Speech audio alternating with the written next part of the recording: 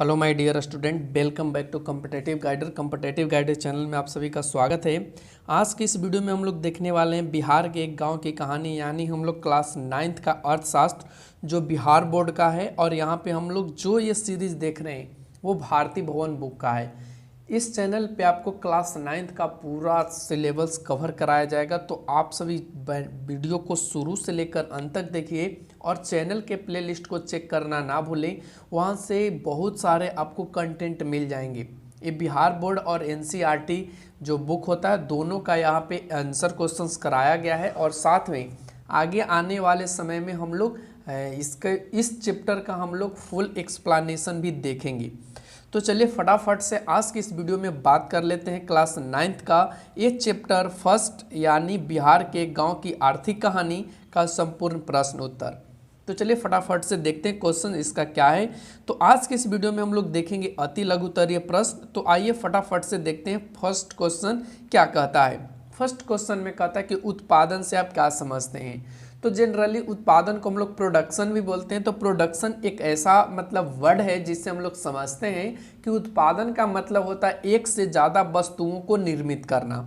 तो हमने यहाँ पे उत्तर क्या लिखा है, उत्पादन का सामान्य अर्थ भौतिक वस्तुओं के निर्माण से है, लेकिन वास्तव में अर्थशास्त्र के अनुसार उत्पादन का अर्थ किसी भी वस्तुओं के उपयोगिताओं का सृजन करना है।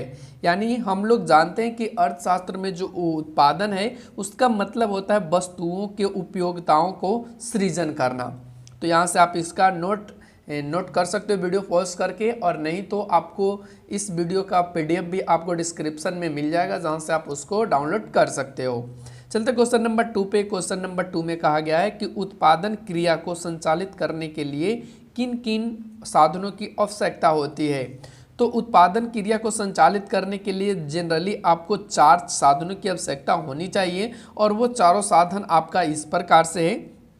फर्स्ट में भूमि होनी चाहिए, सेकंड में आपको श्रम करने का मतलब मजदूर वगैरह होने चाहिए, आपके पास पूंजी होने चाहिए, और साथ में आपको उद्यम यानी व्यापार करने के लिए आपके पास कुशल मानसिक, और समझ सकते हैं कि यहाँ पे आपको टैलेंटेड व्यक्ति की ज़रूरत हो सकती है। और ये सभी संगठन में मिल कर के कर सकते हैं। व्यापारी आप सभी समझ सकते हैं कैसे करते हैं इन सभी सामानों का व्यापार। तो ये आपको 4 चीज़ जरूरी हैं। चलते क्वेश्चन नंबर नेक्स्ट पे। क्वेश्चन नंबर 3 में कहा है ग्रामीण परिवारों की अधिकांश उत्पादन क्रियाएं किस व्यवसाय से संबंधित होती हैं। तो हम यहाँ पे आपको बता दें कि ग्रामीण परिवारों की जो अधिकांश उत्पादन होती है वो कृषि से संबंधित होती है। तो इसका सही जवाब हो जाएगा कृषि से। चलते क्वेश्चन नंबर 4 पे। क्वेश्चन नंबर 4 में कहा है उत्पादन का उद्देश्य क्या होता है। तो उत्पादन का जो उद्देश्य होता है वो मानवीय, यानी हम लोगों की जो भी आवश्यकता है उनको वो पूरा करे, उनको वो संतुष्ट करे। चलते क्वेश्चन नंबर 5 पे।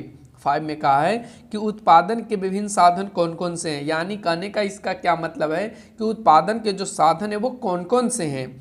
तो ये आपका है भूमि, श्रम, भौतिक पूंजी, संगठन एवं उद्यम। ये सभी आपके साधन के विभिन्न उत्पादन के विभिन्न साधन हैं। चलते क्वेश्चन नंबर 6 पे। 6 में कहा है कि अचल पूंजी और कार्यशील पूंजी में अंतर स्पष्ट कीजिए। तो चलिए हम लोग यहाँ पे कर लेते हैं। एक तरफ हमने अचल पूंजी और एक तरफ कार्यशील पूंजी लिखा है। अचल पूंजी क्या होता है, वो अस्थाई और टिकाऊ होता है, जबकि कार्यशील पूंजी जो है वो अस्थाई और टिकाऊ नहीं होता है। इससे उत्पादन यानी अचल पूंजी को आप उत्पादन के क्षेत्र में कई बार प्रयोग कर सकते हैं, लेकिन जो कार्यशील पूंजी है उसको उत्पादन के क्षेत्र में कई बार प्रयोग नहीं करके सिर्फ एक बार प्रयोग कर सकते हैं। उदाहरण के रूप में आप कारखाना का भवन देख सकते हैं, फिर मशीन, औजार, हल बैल, ट्रैक्टर, ये सभी आपके अचल पूंजी हैं। लेकिन कार्यशील पूंजी की बात करें तो आपका कच्चा माल, खाद, बीज, नगद मुद्रा, ये सभी आपके कार्यशील पूंजी हैं। चलते क्वेश्चन नंबर 7 पे। क्वेश्चन नंबर 7 में कहा है मानवीय पूंजी से आप क्या समझते हैं।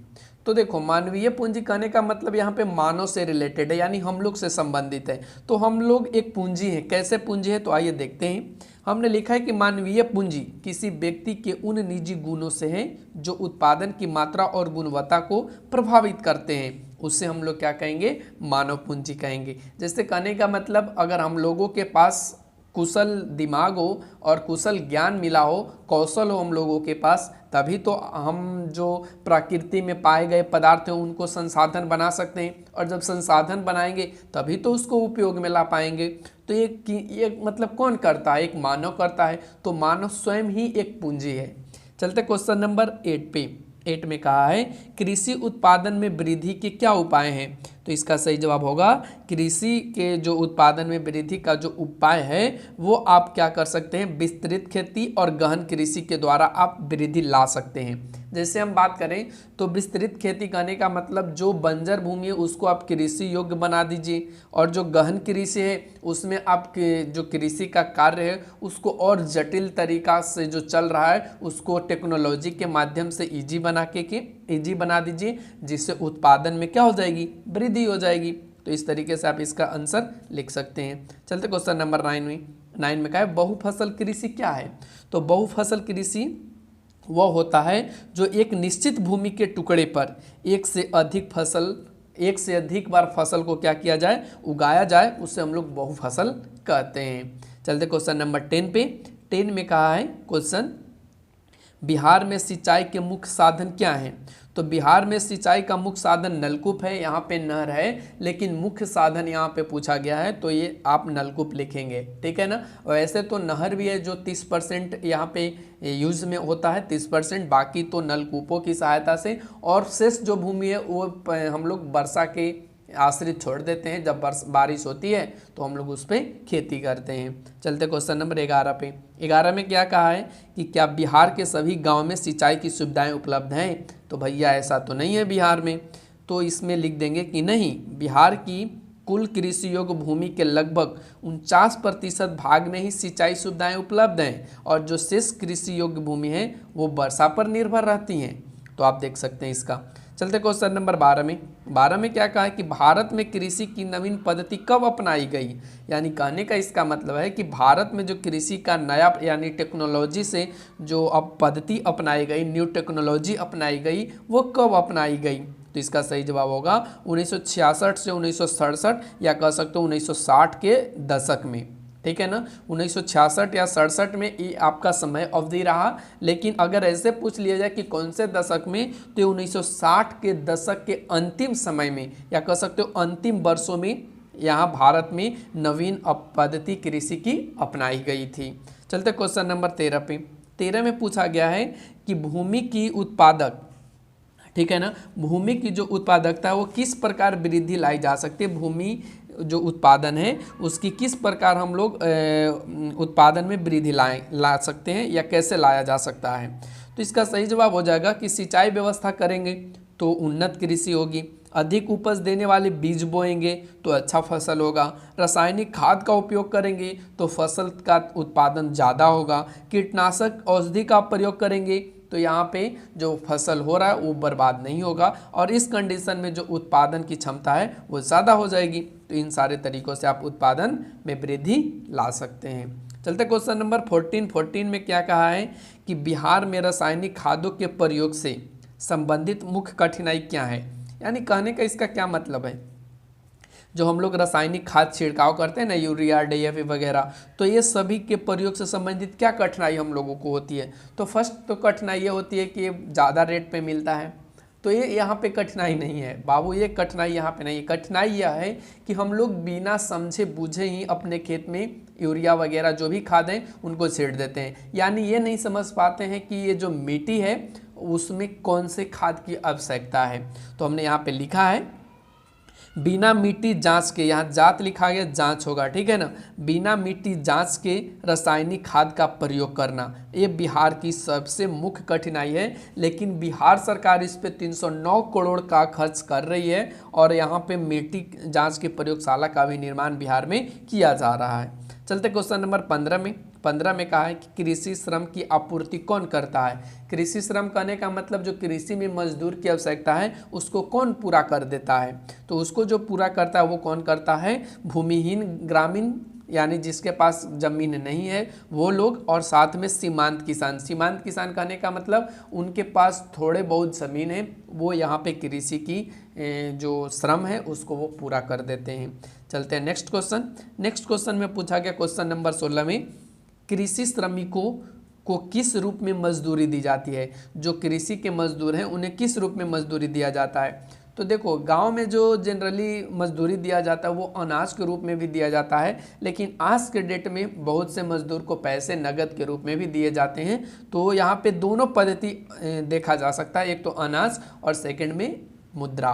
तो हमने यहाँ पे लिखा है कि नगद, मुद्रा या अनाज अथवा दोनों के रूप में मजदूरी दी जाती है। किसको? तो कृषि श्रमिकों को। चलते क्वेश्चन नंबर 17 पे। 17 में कहा है, किसान अपनी अतिरिक्त उपज का क्या करते हैं? कहने का इसका मतलब है कि किसान यानी अपने खाने से ज़्यादा जब फसल को उपजा लेते हैं तो उस उपज को आप क्या करते हैं? तो जाहिर सी बात है कि किसान को बहुत सारे कार्य होते हैं और वो कृषि पर ही आधारित है और वो कृषि पर ही निर्भर भी है। तो आप वो क्या करेगा? जो उसके पास अनाज है वो उसको बेच करके अपने जो आपूर्ति हो रही है, उसको जो कमी हो रही है उसको वो पूरा करेगा। तो यहाँ पे हमने लिखा है कि उसे वो क्या कर देंगे? विक्रय कर देंगे या बेच देते हैं। विक्रय करते हैं या बेच देते हैं। विक्रय का मतलब बेचना ही होता है, तो हमने यहाँ शॉर्ट में आपको ब्रैकेट में समझने के लिए लिख दिया है कि वे बेच देते हैं। चलते क्वेश्चन नंबर 18, जो आखिरी क्वेश्चन है। आखिरी क्वेश्चन कहता है कि फल तथा सब्जी के उत्पादन में बिहार का देश में क्या स्थान है? देखो बाबू, ये क्वेश्चंस आपके बुक का आंसर इसमें नहीं दिया गया है। इसको आप क्यों नहीं दिया गया है ये भी आपको हम बता दें, क्योंकि ये जो फल और सब्जी का उत्पादन है वो बिहार में या कोई भी देश में इसकी जो स्थान है वो घटते बढ़ते रहता है। जैसे अभी हम लोग 2020 की बात करें तो इसकी जो स्थान आ चुकी है वो है सब्जी में तीसरा और फल में छठा। ठीक है ना, सब्जी में तीसरा और फल में छठा, ये बिहार का 2020 के अनुसार इसका स्थान है। और फिर आगे आने वाला समय फिर से चेंज होगा, तो ये आपको अपडेट होते हुए लिखना है। तो चलिए आज के बस इतना ही सीरीज में रखते हैं, फिर हम लोग अगले वीडियो और अगले कंटेंट में बात करेंगे। तो चैनल पे रहने के लिए आप सब्सक्राइब करना बहुत ज़रूरी है। Thanks for watching, take care, bye bye.